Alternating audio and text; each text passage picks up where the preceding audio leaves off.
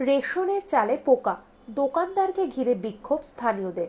দুর্গাপুরের বেনাচিতির কমলপুর প্লটের ৫ নম্বর রেশন দোকানের চালে পোকা পাওয়াকে কেন্দ্র করে চাঞ্চল্য ছড়িয়েছে শুক্রবার সকালে। গ্রাহকদের অভিযোগ, রেশন দোকান থেকে প্রাপ্ত চাল পোকা ধরা, যা একেবারেই খাবার অযোগ্য।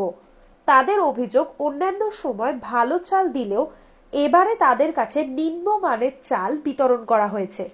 যদিও এ বিষয়ে রেশন দোকানের মালিকের সাফাই, সরকারি সিল লাগানো বস্তার ভেতরে চালের গুণাগুণ মান জানা তার পক্ষে সম্ভব নয়। যেমন সরকারি খাদ্য দপ্তরে সরবরাহ হয়েছে তেমনই চাল তিনি সকলকে দিচ্ছেন। যদিও এই সমস্যা সুরাহা না হওয়া পর্যন্ত রেশন দোকান বন্ধ করে দেওয়ার দাবি তুলেছেন স্থানীয়রা। তবে কেন এই বস্তা পচা চাল রেশনে বিতরণ করা হচ্ছিল তা নিয়ে উঠেছে বিস্তর প্রশ্ন।